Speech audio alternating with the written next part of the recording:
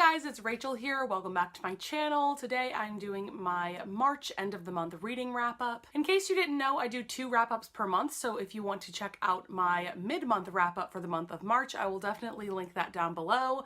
But today I'm going to talk about all of the books that I read during the second half of this month. So I have 8 books to talk about in this video. So without further ado, let's just get started. The first book I want to talk about in this video is Heartless by Marissa Meyer. I really enjoyed this book, but before I go into all of my thoughts, I'm going to tell you a little bit about what this book is about. So this is essentially a prequel to Alice in Wonderland. This story centers around Kath, who eventually will become the Queen of Hearts, who is essentially the villain in Alice in Wonderland. And after reading this and the Lunar Chronicles, I feel like Marissa Meyer is just an absolute genius at fairy tale retellings. I think Kath's journey to becoming the Queen of Hearts is just so interesting and whimsical and heartwarming and heartbreaking. There's just a lot going on in this story, and I just think Marissa Meyer nailed it. And you end up completely sympathizing with Kath and understanding how she goes from being this kind-hearted girl to this ruthless villain by the end of the book. This book is also perfectly paced, and I felt like there were absolutely no lulls throughout, and I wholeheartedly recommend that you listen to the audiobook for this. Oh my god, Rebecca Soler is an incredible voice actress. I was just so impressed with how she was able to give completely unique voices to these crazy characters. And I don't have much else to say except that I completely recommend this book, and I gave it a 4.5 stars. The next book I read is Crown of Midnight by Sarah J. Maas. For those of you that don't know, I did an entire reading vlog dedicated to this book, so I'm not going to say much in this video, but I did really enjoy this and I gave it a 4 out of 5 stars. Next book I read is The Rose by Tiffany Reese. This was an ARC that I got off of NetGalley. And so this is a very interesting book. It is what you would call an erotic fantasy novel, which I have never read any books in that genre before. But essentially we are following Leah and her love interest August, and August introduces her to this cup that when they drink from it, they can kind of live out sexual fantasies together in this fantasy world. And where these fantasies take place is entirely up to the person who drinks from the cup. But most of the fantasies in this book take place in mythological ancient Greece, because that is something that both Leah and August really love. Now, my reading experience of this was quite odd, honestly. First of all, I love Tiffany Reese. She is by far my favorite smutty romance author. I just think that she has a way with words and she really knows how to write these books.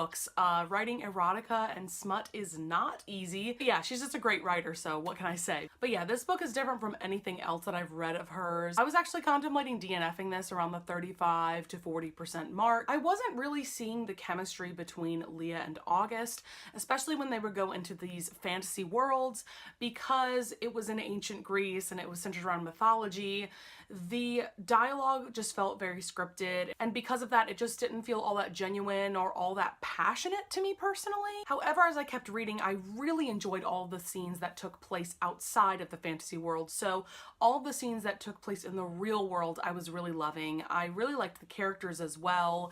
All of Leah's friends and family, they're really distinctive characters, and I thought that they added a lot to the story. And I did start enjoying the fantasy scenes because they were each very different from each other. So if you don't enjoy one fantasy scene, you might enjoy another. And you can really tell that Reese did a lot of research in terms of Greek mythology. That is very apparent here. So I definitely really appreciate that. But yeah, overall, I do recommend this one. It is just very different from anything else that Tiffany Reese has published, at least what I have read from her. And if you've never read any erotic fantasy, I think this would be a good book to start with. So I gave this book a 4 out of 5 stars. The next book I want to talk about is You Were Always Mine by Nicole Bart. This was actually a book that the book club that I'm a part of read for the month of March. And this is more in the family drama genre. So to describe the plot to you, it's basically about this woman named Jessica, and she has 2 sons named Max and Gabe. Gabe was adopted when he was a baby, and she has recently separated from her husband. His name was Evan, and essentially he dies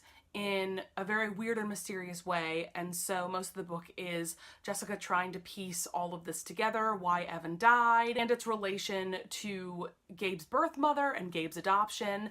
Overall, this was a very interesting plot, but for me, I found myself zoning out a lot while reading this audiobook. I don't know, I just feel like not a lot was happening until about the last 20% or so of this book, and the characters felt really bland in my opinion. Other women in the book club that I'm a part of seem seemed to like this book more than I did.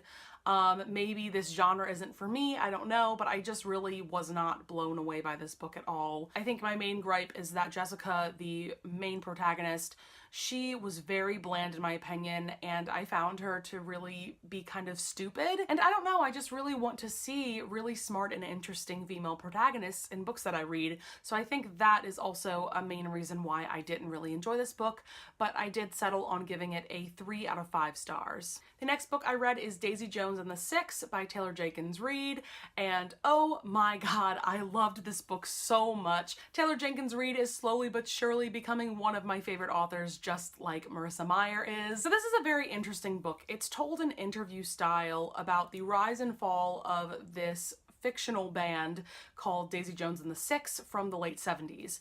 And so Daisy Jones is an aspiring singer-songwriter, and she essentially collaborates with this band called The Six, and the plot goes on from there. It's very reminiscent of bands from the late 70s such as Fleetwood Mac. I think the reason why I loved this book so much is that just like with The Seven Husbands of Evelyn Hugo, the characters just felt so real. I felt like this band was an actual band, and I was so sad that at the end of listening to this book that I couldn't just go listen to their music. And I know that this book has gotten a lot of mixed reviews, but what I will say is that I think the audiobook is definitely the way to go with this because it's an interview format. I do think that reading the physical book for this might be kind of a weird experience, and listening to the audiobook definitely just puts you in the atmosphere and immerses you into this culture and into these characters and into their lives and into their music. I absolutely was obsessed with this audiobook. I loved that it was a full cast of characters.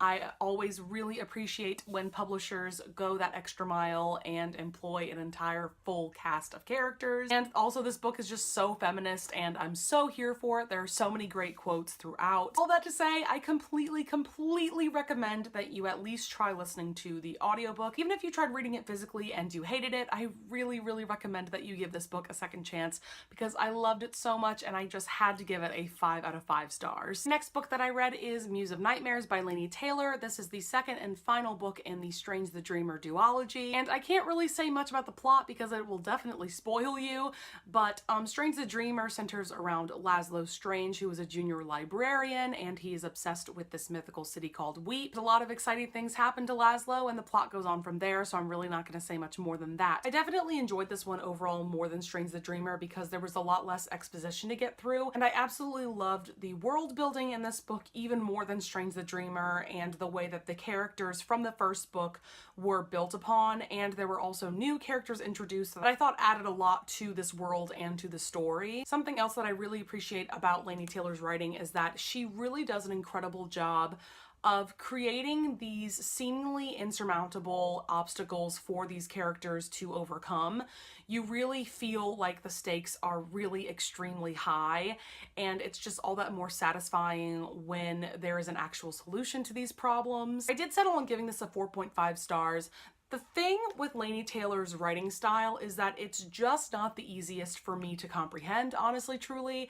And so when I'm giving a book a 5-star rating, that's because it's something that I'm, one, absolutely obsessed with, two, it's something that I probably read relatively fast because I just had to devour the book, and it was something that was easy for me to understand and easy for me to read. And unfortunately, Laini Taylor's writing style just isn't that easy for me, and I feel like a lot of people would agree with me on that. Her writing style is very flowery, it's beautiful prose, but it does take a considerable amount of effort to fully understand what is going on. But I do think that her writing style was a bit easier to understand in Muse of Nightmares than in Strange the Dreamer, and that could be simply because I'm more used to her writing style at this point. But yeah, I completely recommend this duology. I think it's an incredible story, an incredible universe, and I will definitely be thinking about this story and these characters for a very long time. The next book that I want to talk about is For Better and Worse by Margot Hunt.